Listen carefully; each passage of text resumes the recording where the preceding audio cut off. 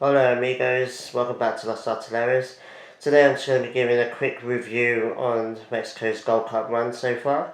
As you know, they've reached the final, but I just wanted to give you a game by game review of all the games they've played in the Gold Cup and my opinions on the results and the players as well. So let's just get into it. So the first game was a comfortable 7-0 win against Cuba. I've not much to say about this game. I think everyone agrees that Cuba and Martinique were probably the weaker sides in the group. And Mexico didn't disappoint. It was the first game under Tata Martino that they didn't concede, which was nice. Massive win, good confidence boost. Just reinforced everyone's opinion that Mexico should be winning this Gold Cup. And they are the best team in it, in my opinion. So yeah, not too much to say about that really. Obviously, it was a good hat trick for Antuna, and Raul Jimenez as well getting a goal. I think he scored two in that game. But yeah, it was a good game, a good start. But went on to Canada, which was the second game. Much more of a test than Cuba was, in my opinion. Canada, I think, would have been the top three, top four maybe clubs in the Gold Cup, and it was a good test for Tata Martino. It was his first real test in the Gold Cup anyway, at whether his team was good enough to win the title or not. Obviously, Mexico won that 3-1. Disappointing to concede the goal.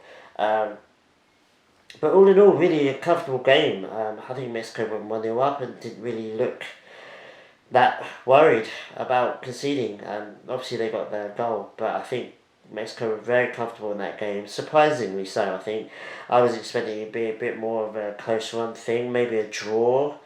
But I think a draw would have gone down really badly with the fans and with the media. But I think, all in all, I think 3-1 was a fair result for that game. Things kind of went weird in the third game against Martinique. Obviously, Mexico just managed to win that game 3-2.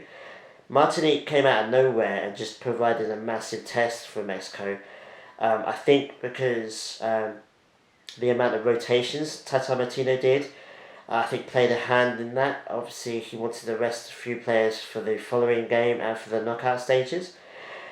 But it was still a surprisingly tough fixture for Mexico. I think everybody, not just Mexico, but I think everybody expecting another 7-0 maybe, or a big score. I think I predicted 3-0. But yeah, so it was a very strange game. Probably the first sign that something became disconnected with the Mexican squad. This leads me to the Costa Rica game, which they drew 1-1, but obviously Mexico won 5-4 on penalties. Again, very tough, a long game for Mexico. Couldn't quite break Costa Rica down. Costa Rica sat back, in my opinion. A lot of people suggested that Costa Rica went at Mexico, and to a point they did. They did close down Mexico quite well, and they pressed Mexico quite well. But when Mexico had the ball, all the Costa Rica players were in their own half, and all teams struggle against that kind of defensive opposition. And Mexico, for me, really struggled. Raul Jimenez wasn't really able to direct the offensive play very well. The defensive side was alright. Obviously, they conceded a goal, but I think offensively Mexico have kind of lost something. I tweeted out during this game that I think it might have been the Haiti game actually, where I've actually forgotten the fact that Mexico had scored at least 3 goals in all of Tata's previous games for Mexico up until up until the Costa Rica game. Costa Rica was the first time Tata Martino played a game for Mexico and his team didn't score at least 3 goals. I think it tells you a lot. I think fatigue might have come into play, which leads me to the Haiti game, the first knockout stage game for Mexico. Haiti, I don't know how you pronounce that. Again, a very tough game. Mexico really couldn't break them down. The offensive part of Mexico's play has been off for me for the last couple of games, as I've said. Obviously managed to get the goal, the 1-0, in extra time, again through a penalty. It wasn't from open play, so it could have very easily have gone to penalties, and Mexico could have gone out against Haiti, in the semis, and that would have been disastrous for Mexico, in my opinion.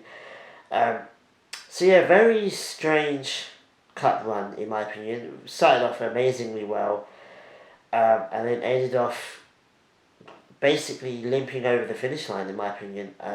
They need to really step up. Obviously, they play the US men's national team in the final in a couple of days. That's actually tomorrow, actually. Well, it's Sunday night, but it will be Monday morning my time. And I think that they really step it up for the US men's national team. I think hopefully Tata's kind of been working on it, and kind of been trying to figure out what was been missing over the last couple of games. I think because of the rivalry and the big history of the Mexico and US, I think Mexico's players will come out fired up. I think that fire will offset any deficiencies that have been present in the last couple of games. But yes, that's my quick review. I didn't want to make this video too long. I think that Mexico will win it. I think I'm predicting another 3-1 victory. Although it could be 3-2, in my opinion. It could be that they go to penalties and win on penalties. But I think Mexico will win. Touch win. But I think it will be very tough. It'll either be really tough or surprisingly easy. There doesn't seem to be any middle ground at the moment with Mexico. 3-1, but probably 3-2 in my opinion. I will be doing a review for that game, and also a preview for that game as well, so stay tuned for that. I hope you enjoyed my quick rushed review. Obviously I haven't been able to do the reviews of the games as they were happening because of work and because I was ill, so I'm just doing it all now just so that it can get out of the way for the final. I hope you guys enjoyed that. I hope you guys stick around for more. As always, adios and see you next time.